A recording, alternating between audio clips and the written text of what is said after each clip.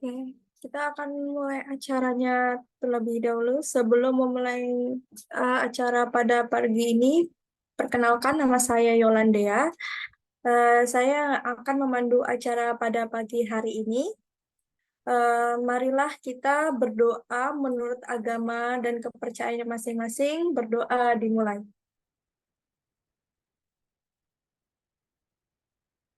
Berdoa selesai. Saya ucapkan terima kasih yang sudah bergabung pada acara pagi hari ini dengan tema Empowering Resilience and Public Speaking of Better Life dengan narasumber yaitu Kak Fatih Octavia Ningsih. Sebelum mulai acara kali ini, saya akan terlebih dahulu membacakan prestasi yang diperoleh oleh Kak Fatih. Yang pertama yaitu juara 2 debat bahasa Indonesia tingkat SMK se-Jawa Timur 2019 yang diselenggarakan oleh Dinas Pendidikan Jawa Timur. Yang kedua, Best Speaker Lomba Debat Konstitusi Nasional JUSFEST 2021 oleh UIN 1 Tulungagung. Juara 1 yaitu Lomba Orasi Kebudayaan Nasional PMII Penggalah Pasuruan. Oke, acara selanjutnya yaitu materi yang disampaikan oleh Kak Fatih. Apakah Kak Fatih sudah ada, Kak? Oke. Halo, Halo Kak, sebelumnya makasih ya Kak sudah meluangkan waktunya untuk memberikan materi pada hari ini.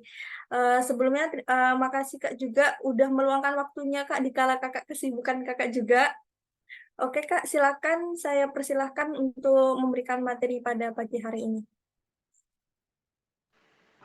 baik, terima kasih Kak Yolanda. Mungkin dari teman-teman sekalian bisa share screen ya.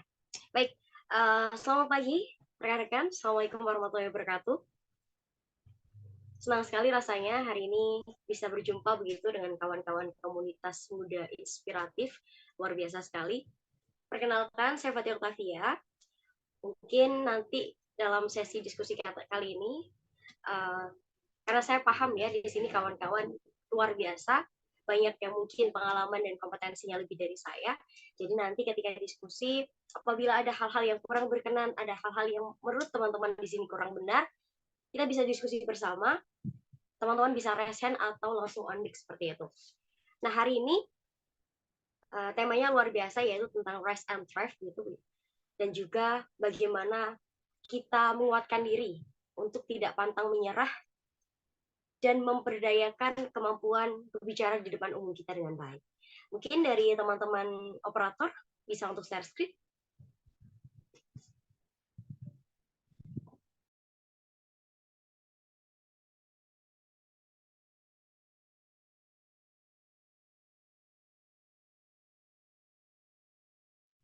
Oke, terima kasih.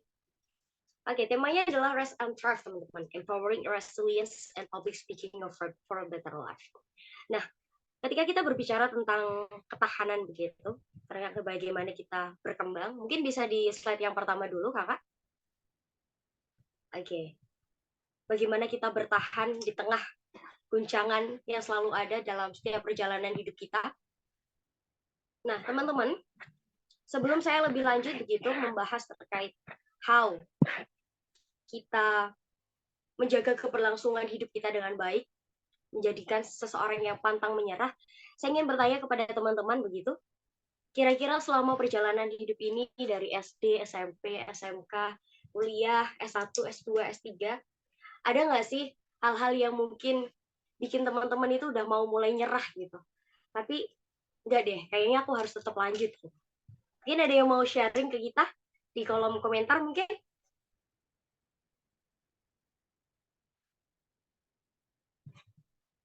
Ada yang mau sharing nggak nih?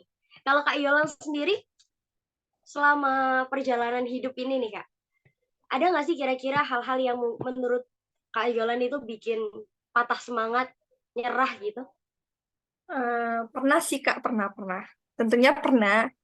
Kalau boleh cerita sih Kak, dulu pas pas ini ya SMP. Jadi SMP itu kan gimana ya? SMP tuh kan pertama jadi juara-juara satu-satu terus tiba-tiba di kelas 9 nggak tahu karena gara apa, mungkin banyak saingan jadi rada down, jadi nangis gitu, kayak berhari-hari kenapa aku ranking 2, kenapa gitu, kenapa nggak 1 gitu. Itu sih Kak. Terus setelah itu apa Kak ya dilakukan? Perbaiki sih Kak, dari situ aku belajar gimana cara ngalahin itu anak. Harus bisa, gimana caranya harus bisa gitu, karena ya pengen aja sih Kak kayak buktiin gitu. Iya, benar. Jadi seperti yang tadi Kak Yolan bilang teman-teman, bahwasanya baik, pasti dalam hidup kita itu kita akan merasakan sebuah kegagalan, pasti. Tapi bagaimana kita untuk membuat kegagalan itu menjadi kesuksesan, itu yang menjadi suatu poin penting dan menjadi pembelajaran bagi kita. Karena kan bagaimanapun juga sebuah proses kehidupan tidak bisa langsung instan ya, kecuali kita punya bapak yang luar biasa, yang bisa mengantarkan kita langsung entah menjadi apa, begitu. Siapapun bisa menjadi apapun, dan apapun bisa menjadi siapapun, begitu. Nah, kenapa kemudian saya, ini ada kata-kata patah hati nih dari Kak Arina di description box. Ada yang skripsi gitu. Ya memang ya, kalau kita selalu bergerak begitu, apalagi di masa-masa sekarang yang masih kuliah mungkin, pasti ada saatnya kita naik turun, apalagi pas ngerjain skripsi, terus kemudian ditinggalin sama cowok kita. Aduh, sakit banget rasanya ya. Oke. Nah, kenapa kemudian tema ini hadir? Waktu itu saya ingat banget, Kak Anwar itu ngechat saya, Bes, kira kita bisa nggak bikin materi begitu buat teman-teman KMI? Terus akhirnya saya tanya, apa aja emang? Terserah deh, gender boleh, leadership boleh, public speaking boleh gitu. Oke deh, public speaking. Cuman tambahin bumbu-bumbunya ya, aku bilang gitu. Akhirnya muncullah ide untuk rasa pantang menyerah ini. Karena kalau kita berbicara tentang public speaking ya teman-teman, selain kemudian ada orang yang berkata bahwa public speaking ini lahir karena adanya keturunan dari gen mamanya yang bagus gitu. Mama papanya luar biasa pintar, akhirnya anaknya nurun. Tapi meskipun itu hadir karena keturunan, yang menjadi poin penting adalah bagaimana kita konsisten, bagaimana kita komitmen untuk mengasah kemampuan kita. Percuma kalau kemudian lingkungan kita udah bagus, tapi diri kita sendiri tuh males gitu terkait public speaking. Gitu. Dan kalau kita berbicara tentang berbicara di depan umum, it's mean itu adalah komunikasi, baik itu interpersonal ataupun intrapersonal, itu menjadi suatu hal yang sangat penting. Karena akan menjadi suatu hal yang percuma ketika kita punya prestasi yang luar biasa, kita punya IPK yang sangat tinggi, cum laude, summa cum laude, atau yang lainnya, pengalaman kita luar biasa, tapi kita tidak bisa kemudian menarasikan ide-ide kita, gagasan-gagasan kita, begitu. Jadi itu akan mentah ketika kita ada di dunia industri. Nah, hari ini kita akan belajar bersama, berdiskusi bersama begitu terkait bagaimana sih caranya untuk berbicara di depan umum dengan baik. Mungkin bisa next slide, Kak. Oke. Saya menuliskan dengan sangat jelas begitu. Public speaking is easy. Easy sekali, mudah sekali.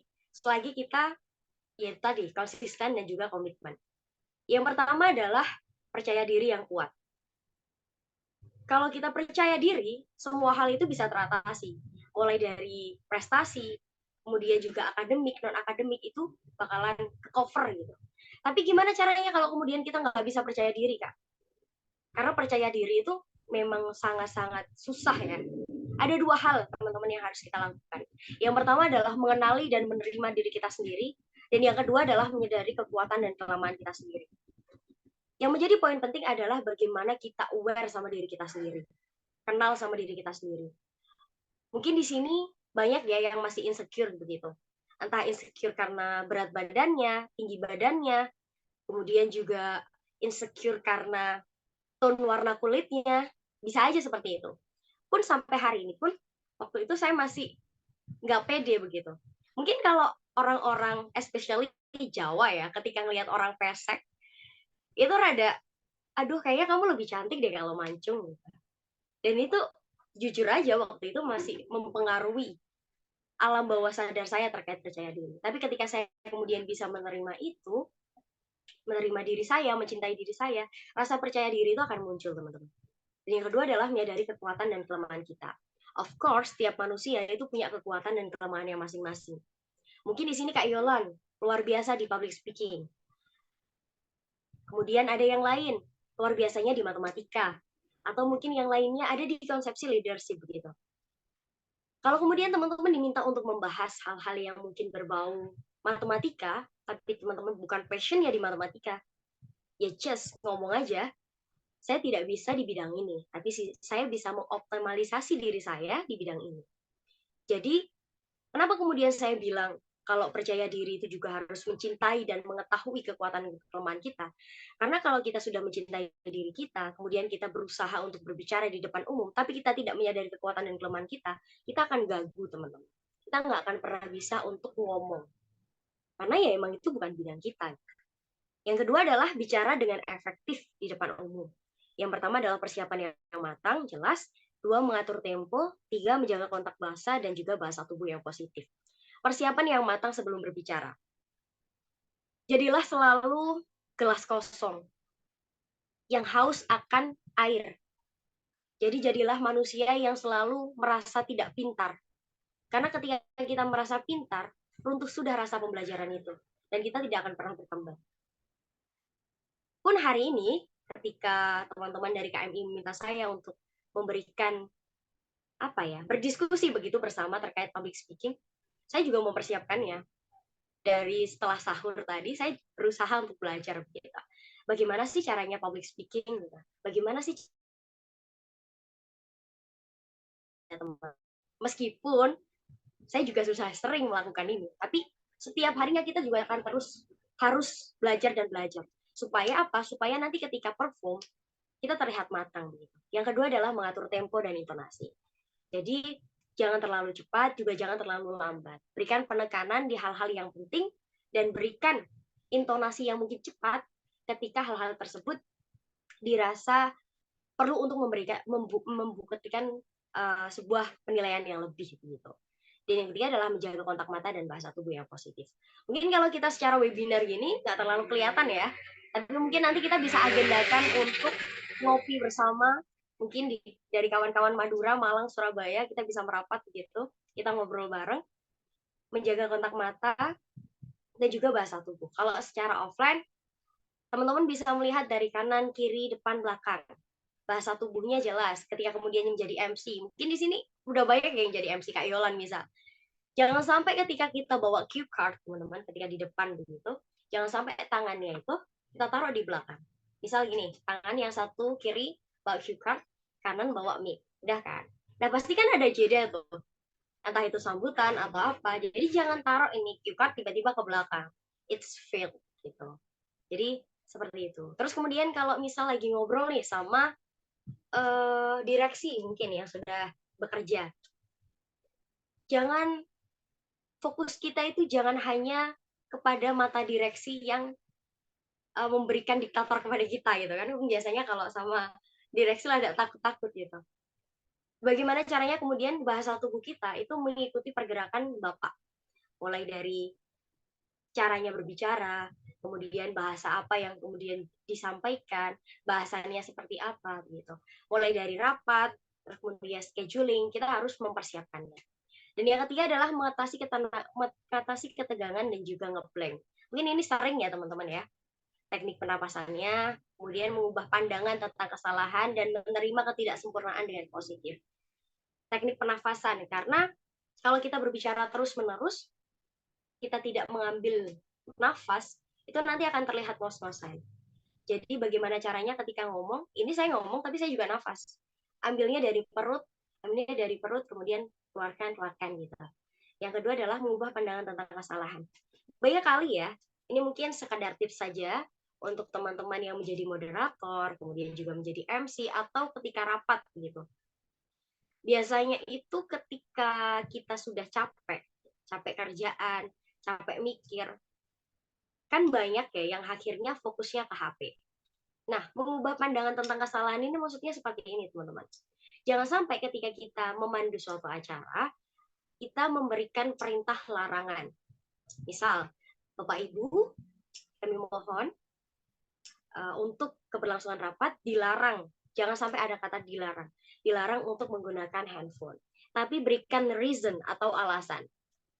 Jadi misal ketika kita mengabadikan sebuah momen dokumentasi foto, terus kemudian orangnya rame begitu, kita tinggal bilang aja, Bapak Ibu, karena ini adalah kenangan kita setahun sekali dan menjadi momen yang luar biasa bagi kita bersama, mari kita maksimalkan, kita berikan gaya lebih engaging untuk keberhasilan dan juga kesempurnaan dokumentasi kita. Nah, sebenarnya kan kita mintanya adalah supaya teman-teman ini nggak rame gitu kan. Kita bisa dokumentasi dengan bagus. Tapi kita bisa memberikannya dengan tadi reason, alasannya supaya tidak terkesan untuk menggurui seperti itu. Dan yang ketiga adalah menerima ketidaksempurnaan dengan positif. Of course, dalam setiap kegiatan itu ada ketidaksempurnaannya. Pun ketika saya hari ini berbicara dengan kawan-kawan, juga ada ketidaksempurnaannya. Gitu. Jadi itu menjadi suatu hal yang wajar, tapi tetap berikan evaluasi ketika kegiatan itu selesai. Evaluasi mandiri ataupun evaluasi kelompok. Dan yang terakhir adalah latihan untuk kesempurnaan. Berlatih dengan rekaman, evaluasi diri, kemudian bergabung dengan kelompok diskusi atau klub public speaking, dan yang ketiga adalah memanfaatkan kesempatan berbicara di berbagai forum. Saya apresiasi sekali begitu dengan kawan-kawan yang hari ini masih aktif di komunitas muda inspiratif, luar biasa sekali, karena setidaknya kawan-kawan sadar begitu bahwa organisasi itu juga menjadi suatu hal yang penting untuk kita mengembangkan diri. Meskipun ada banyak ya orang-orang yang bilang bahwa organisasi itu nggak penting, yang penting adalah bagaimana kita mencari pengalaman kerja. Sebenarnya, kalaupun kita mencari pengalaman kerja, juga tidak akan berguna jika kita tidak memaksimalkannya dan juga tidak memiliki pengalaman yang sama begitu. Tapi kalau di organisasi, ketika kita ada di dalam suatu divisi, misal divisi acara ataupun divisi kaderisasi, open recruitment dan lain sebagainya, kita kan punya basicnya di sana. Jadi teman-teman yang hari ini fokus organisasi nggak apa-apa, cuman tetap jangan lupa sama akademiknya dan jangan lupa juga untuk memaksimalkan diri di organisasi. Kalau sekiranya organisasi itu tidak memberikan dampak positif terhadap diri kalian, pergi saja. Ataupun kalau ketua kalian akhirnya ghosting kalian, tiba-tiba ada itu yang hilang-hilangan gitu. Ya udah, berikan evaluasi ke ketua kalian, kalau memang nggak bisa ya balik kanan aja. Ngapain kita bertumbuh di lingkungan yang tidak memberikan support yang baik pada kita begitu. Dan yang terakhir adalah memanfaatkan kesempatan berbicara di berbagai forum. Entah itu di kelas, di organisasi, di webinar, ataupun di kelas-kelas lainnya. Misalkan, ini biasanya mahasiswa ya, kalau ada anak yang kebanyakan tanya, itu dianggap sebagai hal yang negatif. Apa sih cari perhatian? Apa sih cari muka? Gitu. Biasanya kayak gitu kan emang. Tapi mari kita lihat dalam sisi yang positif, teman-teman. Bisa jadi kawan kita memang ingin berdiskusi dengan kita. Bisa jadi juga dia sedang melatih kepercayaan diri kita. Dan kita pun misal sebagai teman, punya teman yang tidak bisa untuk berbicara, ya udah, gimana caranya kita juga harus bantu mereka gitu loh. Misalkan biasanya ada nih yang udah bestie gitu. Kayak ngomong, maksudnya ini gimana sih gitu. Nanya kamu kan. Padahal itu dalam sesi presentasi. Ini gimana sih maksudnya? Ya udah, langsung aja bilang gitu ke dosennya, Bapak mohon maaf, ini teman saya mau tanya gitu. Jadi biarkan dia berusaha untuk berbicara untuk dirinya sendiri gitu. Terakhir seperti ini teman-teman, kenapa kemudian saya bilang public speaking ini menjadi suatu hal yang penting ya, karena dalam perjalanan hidup saya especially dari awal dulu sampai hari ini, bapak saya itu selalu bilang bahwa yang memperjuangkan dirimu itu adalah dirimu sendiri. Yang memperjuangkan dirimu adalah dirimu sendiri. Jadi, apapun yang saya lakukan, itu adalah tanggung jawab saya sendiri. Kalau saya mau sekolah, saya mau kuliah, itu adalah tanggung jawab saya sendiri. Gitu. Jadi, apapun yang teman-teman impikan, perjuangkan sebaik mungkin. Jangan sampai hal-hal yang seharusnya itu tidak penting menjadi sebuah distraksi untuk teman-teman. Baik itu karena cowok, karena perempuan, yang laki-laki karena perempuan, yang perempuan karena laki-laki, atau juga mungkin karena faktor ekonomi, latar belakang. Jangan sampai itu menjadi suatu hal yang membatasi ruang gerak kalian. Ya, mungkin kalau kita berbicara tentang latar belakang ekonomi, semuanya merasakan bahwa susah. Susah ketika kita ingin melakukan A sampai Z. Karena memang jalannya lebih berat dibandingkan yang lebih punya uang. Tapi ketika kita berjuang, ketika kita selalu belajar, kita berusaha memperluas relasi kita, pasti akan ada jalan. Dan itu saya lakukan dari saya SD sampai hari ini. Saya masih ingat sekali bagaimana di masa SD, saya bingung untuk mencari SMP. SMP pun sama, SMA mana yang kiranya bisa ngasih saya beasiswa gitu. Kuliah pun sama. Mungkin di sini ada yang ini masih mahasiswa baru, calon mahasiswa mungkin yang baru saja tidak lolos SNBP atau SNBT. Saya juga sama teman-teman, saya nggak lolos SNBP, saya nggak lolos SNBT. Karena waktu itu universitas saya itu ternyata memblacklist sekolah saya dulu. Karena ya ada alumni yang diterima kemudian tidak mengambilnya seperti itu. Pusing, jelas pusing. Saya sampai nggak bisa makan gitu. Cuman akhirnya saya mencari universitas-universitas lain. Ada banyak ketolaknya, ada banyak juga keterimanya. Tapi ya kembali lagi ya, karena kita ada di latar belakang keterbatasan itu, jadi bagaimana cara kita mana yang baik, mana yang kira-kira sesuai dengan kita. Karena bukan Tuhan itu ngasihnya bukan apa yang kita pengen, tapi apa yang kita butuhkan gitu. Gitu. Jadi kalau kita berbicara public speaking, teman-teman, yuk mulai sekarang kita usahakan apa yang memang kita impikan, kita perjuangkan apa yang kita inginkan. Kalau memang teman-teman merasa bahwa berbicara, komunikasi, menyampaikan ide, gagasan itu menjadi suatu hal yang penting, ya ayo kita belajar mulai hari ini. Konsisten. Setiap hari, setiap jam, setiap menit, setiap detik kita berani untuk ngomong. Kalau di rumah misal, di kamar sendiri, belajar aja ngomong sendiri. Naik motor sendirian, ngomong aja sendiri. Itu pun saya lakukan setiap harinya dulu. Jadi, jangan pernah menyerah. Karena hidup itu, mimpi itu hanya untuk mereka yang berani berjuang. Mungkin bisa next slide, Kak. Oke, terakhir sebelum kita Q&A, ada satu kalimat sih buat kalian semua dari saya. You're free to make your choice, but you are not free to choose the consequence. Kita itu berhak dan bebas untuk memilih pilihan kita. Tapi jangan lupa bahwa ada konsekuensi setelahnya. Dan kita tidak akan pernah bebas dari konsekuensi itu. Mungkin selanjutnya saya serahkan ke Kak Yolan. Kita diskusi bareng. Oke, terima kasih Kak Fatih. Selanjutnya yaitu sesi Q&A. Saya di sini akan membuka 3 pertanyaan terlebih dahulu. Apabila ada pertanyaan lebih, mungkin ada waktu bakal kami akan jawab oleh Kak Fatih. Oke, apakah ada pertanyaan? Eh, belum ada. Saya boleh nggak Kak nanya duluan? Boleh lah. Kalau mau apa sih yang nggak buat MP? Aduh, ini Kak, kan gimana sih Kak cara ngatasin kalau kita tuh public speaking depan orang itu gestur yang baik itu yang gimana ya Kak? Eh, Gimana ya, kan kalau kita public speaking tuh depan orang tuh kan kadang kan gestur kita tuh nggak bisa dikontrol gitu loh Kak. Kadang yang tangannya gini kah kanan kiri gitu. Jadi gimana sih Kak caranya gitu, cara ngontrolnya Kak? Itu sih Kak. Oke, thank you. Langsung aku jawab atau next ke Mas Rizky nih? Atau Mas atau Mbak ini? Enggak, kalau Mas Rizky-nya ini dia mau minta PPT-nya sih Kak. Oh gitu.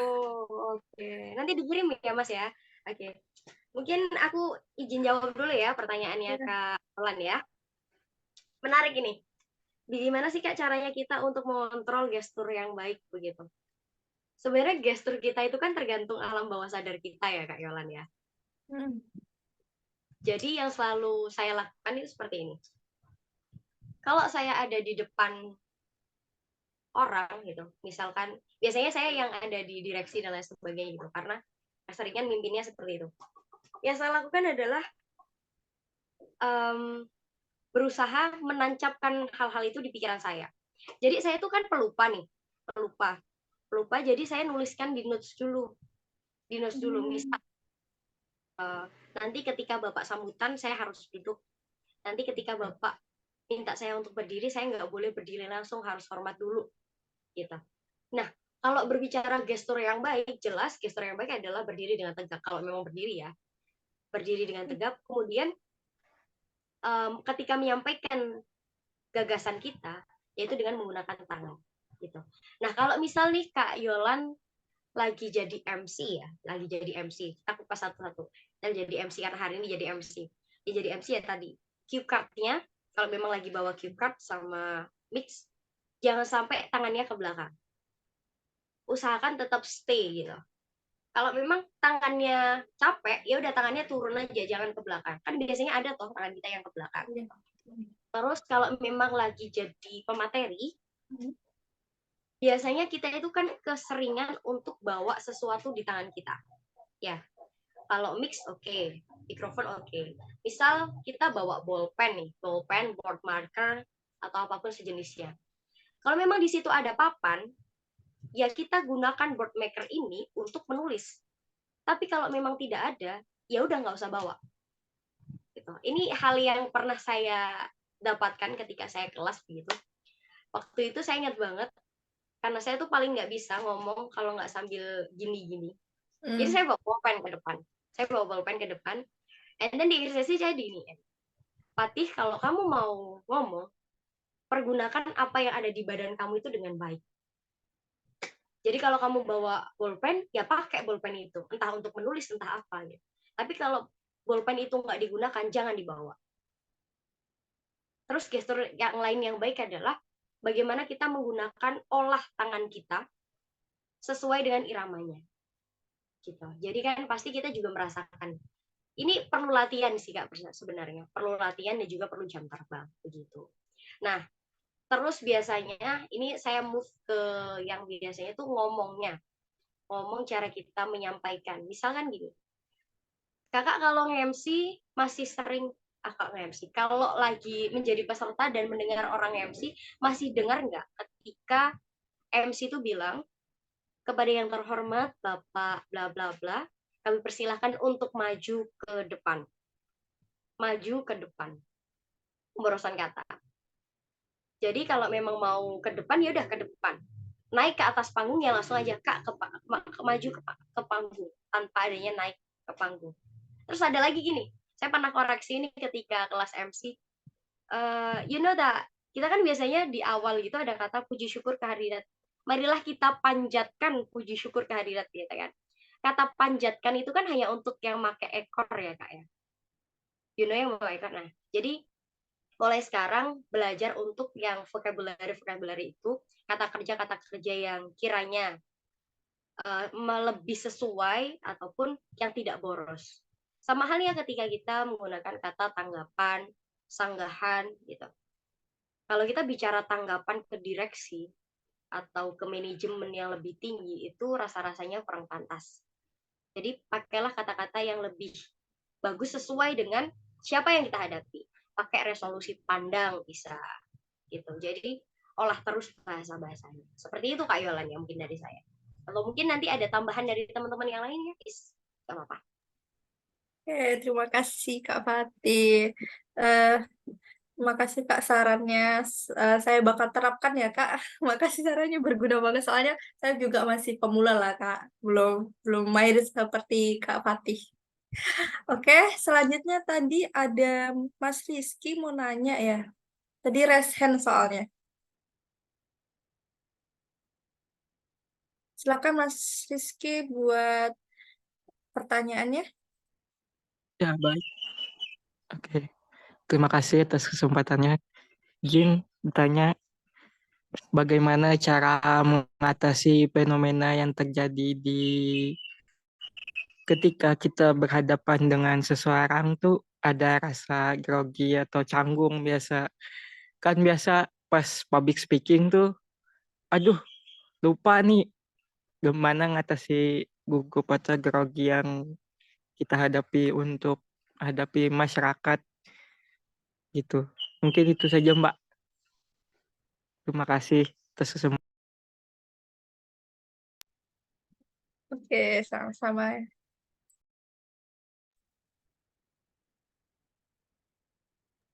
Oke, langsung saya jawab Kak Yolan. Iya, bisa Kak. Oke, luar biasa sekali Kak Rizky. Gimana caranya ketika kita grogi begitu, bahkan lupa pertanyaan ataupun lupa bahasan apa nanti selanjutnya. Ini pernah saya laksanakan sih teman-teman. Jadi waktu itu ya Bex ya. Jadi FYI, saya tuh bukan orang yang terlahir dengan public speaking yang bagus, tapi memang saya diberikan keberkahan dari Tuhan untuk berani. Cuman memang ketika berkomunikasi, masih banyak kata-kata saya yang kurang bagus atau kurang sesuai begitu waktu itu. Jadi saya masih ingat betul ketika saya di SMA, jadi SMK lebih tepatnya, coach saya itu sampai gebrak-gebrak meja karena saya nggak bisa ngomong. Nah, hal itu juga pasti akan terjadi pada kita yang ketika menghadapi seseorang yang baru atau sesuatu yang baru, lingkungan yang baru, pasti akan ada grogi dan juga bingung untuk menyampaikan ide dan gagasan kita. Lagi dan lagi sih Kak Listi, yang paling penting adalah konsistensi dan komitmen kita untuk belajar. Jadi, yang harus kita lakukan yang pertama seperti ini. Kita itu kan mengamini ya bahwa kita itu susah menarasikan sesuatu. Jadi setiap jam, setiap detik, setiap menit, waktu yang kakak punya harus kakak gunakan untuk latihan. Ngomong sendiri. Deskripsikan pintu misal ketika di kamar. Deskripsikan bantal itu seperti apa. Mulai dari hal-hal yang sesederhana itu. Saya pun dulu ketika naik angkot, dulu masih zamannya naik angkot gitu. Naik angkot ketika ke SMA, kemudian juga ketika saya di rumah, bahkan sampai bunda saya tuh mikir anaknya ini gila atau enggak gitu. Karena ngomong sendiri. Jujur seperti itu. Karena memang perjuangan untuk ngomong itu susah banget teman-teman dan saya merasakan itu yang kedua adalah yaitu tadi percaya diri dan percaya diri itu bisa hadir ketika kita cinta sama diri kita sendiri, memahami bahwasanya aku bisa, kalau orang lain bisa aku juga bisa, dan juga mengetahui kekuatan dan kelemahan kita. Poinnya dua itu sih kalau dari saya. Jadi jelas kita harus percaya sama diri kita sendiri, karena kalau kita sudah percaya sama diri kita sendiri, semua hal itu akan jadi gampang. Semua hal itu menjadi gampang. Dan yang kedua adalah bagaimana kita belajar dan belajar. Konsisten untuk ngomong. Setiap hari, setiap jam, setiap menit, bahkan setiap detik. Ketika apapun itu. Karena orang yang bisa ngomong itu karena jam terbang, teman. Kalau kita nggak sering ngomong, kita akan kaku ngomongnya. Misal nih, Kak Yolan nge-MC hari ini.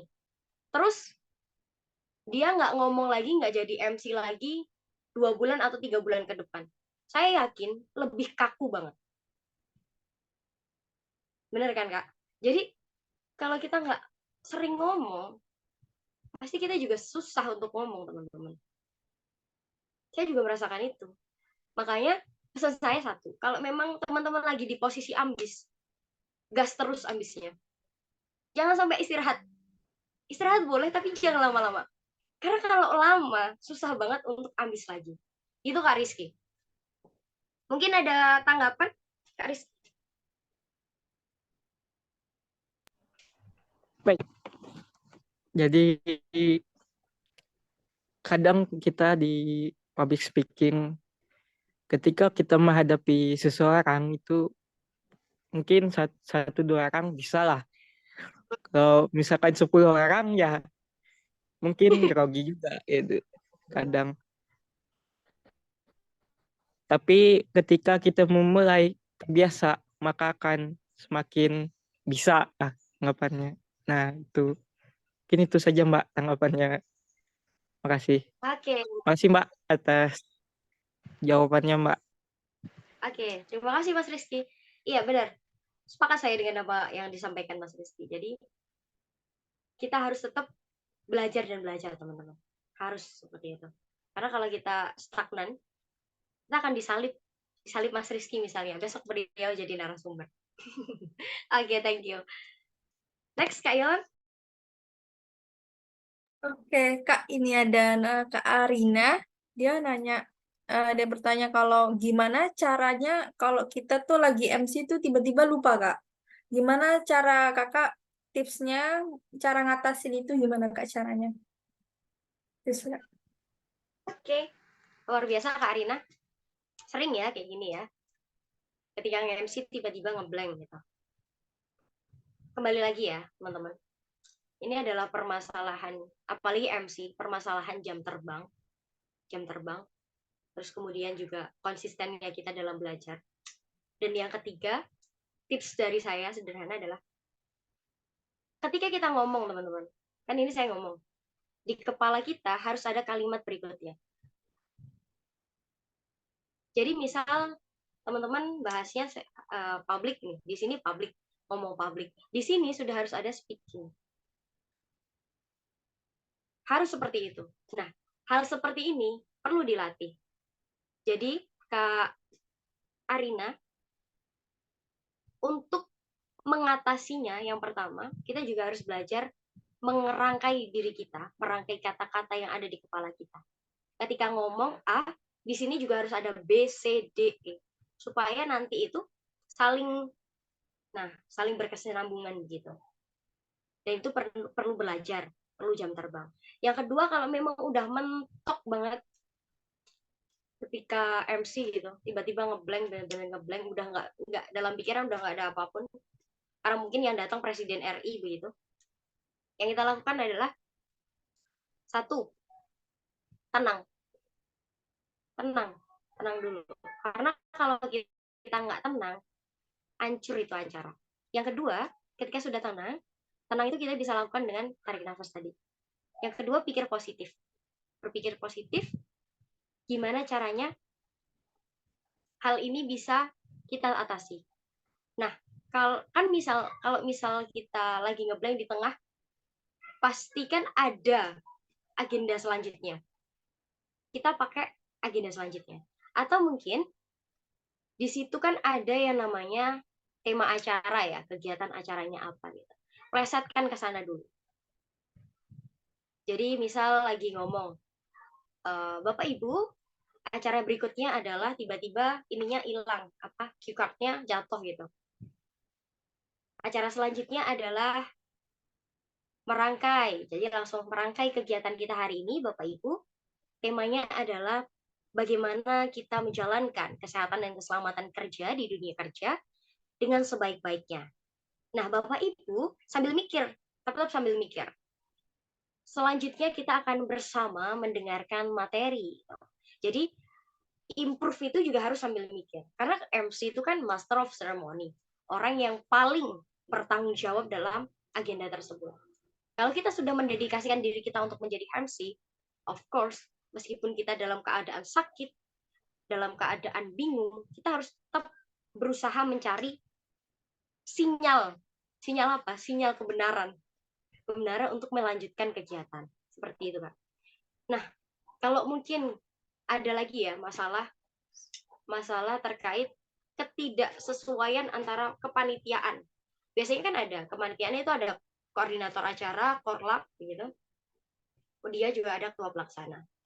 Dari ketiga hal tersebut, yang paling kita percaya ketika acara berlangsung siapa? Apakah ketua pelaksana, ataukah koordinator acara, atau korlap? Korlap, teman-teman. Karena dia yang paling paham semuanya, koordinator lapangannya. Jadi yang perlu kemudian kita iyain adalah omongannya ini. Gitu. Jadi kalau memang dari ketiga orang ini nggak jelas semua, ya Master of Ceremony harus mengambil langkah antisipasi, langkah kebenaran untuk melanjutkan kegiatan. Nggak apa-apa nggak sesuai briefnya mereka, yang penting agendanya berjalan dengan lancar dan baik. Karena yang dilihat, yang akan nantinya salah, itu bukan tanggung jawab acara, bukan. Yang salah adalah kita, karena kita yang akan memandu. Seperti itu. Oke, apakah Kak Arina sudah ini Kak sudah terjawab pertanyaannya? Sudah nih kayaknya. Apakah Kak mau menjawab pertanyaan terakhir Kak dari Kak Ais? Iya, boleh, boleh, boleh. Ini Kak Ais tanya Kak, cara rasa ngurangi nervous saat mau jadi MC cara offline itu gimana? Persiapannya apa aja Kak? Oke, wah, luar biasa ini. Yang pertama jelas ya, Kak Ais ya. Yang pertama, tetap siapkan diri masing-masing, gitu. Mulai dari outfit, karena outfit itu paling menunjang kepercayaan diri kita. Kalau memang dirasa kakak nggak sesuai pakai baju biasanya kemeja atau blazer, ya sesuaikan dengan kegiatannya. Karena nanti kalau outfit itu udah bikin kita nggak nyaman, jelas acara campur aduk dan kita akan nervous. Itu yang pertama. Yang kedua, jangan lupa untuk mempersiapkan diri, Kak. Mempersiapkan diri harus latihan. Jadi kalau memang sudah diberikan brief oleh panitia, agendanya apa saja, rondonya apa saja, kita sebelum kegiatan itu kita harus melakukan GR dulu, meeting dulu sama penanggung jawab acaranya, kayak gini nggak, bener nggak gitu. Setelah itu kita juga harus GR ke diri kita sendiri. Jadi misal dirasa aku udah biasa nih nge-MC, nggak bisa kayak gitu, tetap harus belajar sebelum kegiatan. Untuk apa? Untuk meminimalisir kejadian-kejadian yang nggak kita inginkan. Dan yang ketiga, tetap percaya diri, siapapun yang datang, entah itu presiden, wakil presiden, atau bahkan Pak Putin yang datang ke sini, tetap harus standby gitu. Tetap harus relax. Anggap aja mereka itu kayak rekanan biasa. Dalam pikiran kita seperti itu, tapi tetap hormati mereka. Karena ada satu tips sih sebenarnya. Bahkan ketika dalam kelas gitu ya, teman-teman. Bukan hanya MC, ataupun dalam kelas, ataupun dalam kegiatan lainnya. Saya selalu katakan kan tadi bahwa jadilah gelas kosong. Jadilah gelas kosong untuk siap menerima itu, siap menerima air atau ilmu. Tapi juga bekali dirimu kesombongan tingkat tinggi. Kesombongan tingkat tinggi maksud saya adalah anggap aja semua orang yang ada di situ adalah orang yang sama dengan kamu, orang yang tidak paham. Karena nanti ketika seperti itu, rasa percaya diri kita itu akan naik. Itu karena kamu di situ MC ya, ya udah ini wilayah kekuasaanku gitu loh. Nggak ada orang yang boleh pegang mic kecuali aku. Gitu. Jadi optimalkan apa yang memang diberikan kepada kita, tanggung jawab apa yang kita bisa. Begitu. Pun kiranya teman-teman tidak bisa menghandle suatu kegiatan, tetap pertimbangkan. Apakah yakin untuk menolak, apakah yakin untuk tetap meneruskan. Karena kalau menurut saya, peluang itu adalah suatu keberkahan yang diberikan Tuhan. Jadi saya tidak pernah menolak peluang apapun itu. Kecuali kalau saya lagi sakit ya, beda lagi gitu. Ini tuh si Kak Ais. Mungkin ada sanggahan dari Kak Ais?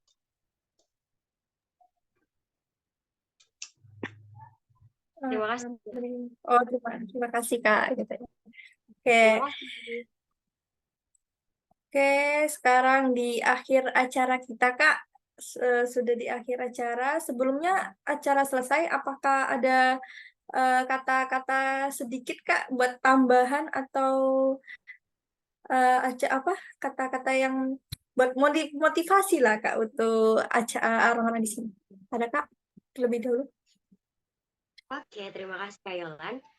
Mungkin terakhir ya dari saya ya. Seiring kita mendekati akhir sesi ini begitu. Saya ingin mengajak kawan-kawan semua untuk merenung sejenak tentang perjalanan yang telah kita lalui bersama dalam webinar Rise and Thrive, Empowering Resilience and Public Speaking for a Better Life. Hari ini kawan-kawan kita telah mendiskusikan konsep kebangkitan, baik dari kegagalan, strategi untuk berkembang dalam kehidupan, pemberdayaan melalui keterampilan kita berbicara di depan umum, dan juga penerapannya dalam kehidupan sehari-hari. Semua ini tentu bertujuan untuk memberikan kita alat dan wawasan yang kita butuhkan untuk meraih kehidupan yang lebih baik dan lebih bermakna. Saya ingin mengingatkan bahwa setiap hari adalah kesempatan baru untuk kita tumbuh berkembang, dan menciptakan perubahan positif dalam hidup kita. Jadi jangan pernah ragu untuk bangkit dari kegagalan, karena di dalamnya terdapat peluang untuk kita bertumbuh dan mencapai kesuksesan yang lebih besar. Tetap berkomitmen untuk terus belajar, berkembang, dan mengejar impian kita dengan tekad yang bulat. Jadikan setiap kesempatan untuk berbicara di depan umum sebagai peluang untuk mempengaruhi dan menginspirasi orang lain. Ingat bahwa kita memiliki kekuatan untuk menciptakan kehidupan yang kita inginkan, dan kita memiliki potensi yang tidak terbatas untuk meraih apapun yang kita inginkan dalam hidup. Terima kasih kawan-kawan telah bergabung dalam webinar hari ini. Terima kasih komunitas muda inspiratif. Saya percaya bahwasanya kita semua dapat membawa perubahan positif dalam hidup kita dan dunia di sekitar kita.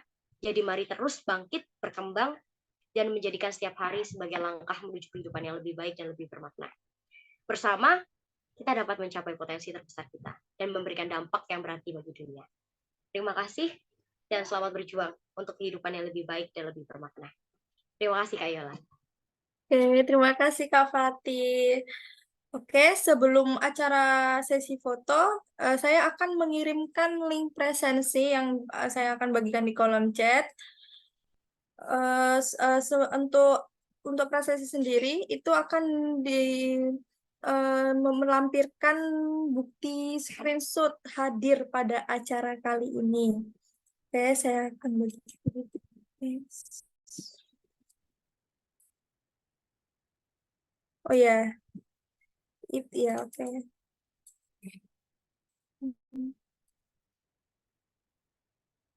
Oke, sesi terakhir yaitu foto bersama. Apakah Kak moderator sudah ada, Kak? Udah bisa, Kak, moderatornya? Buat sesi foto, Kak? Aku jawabnya.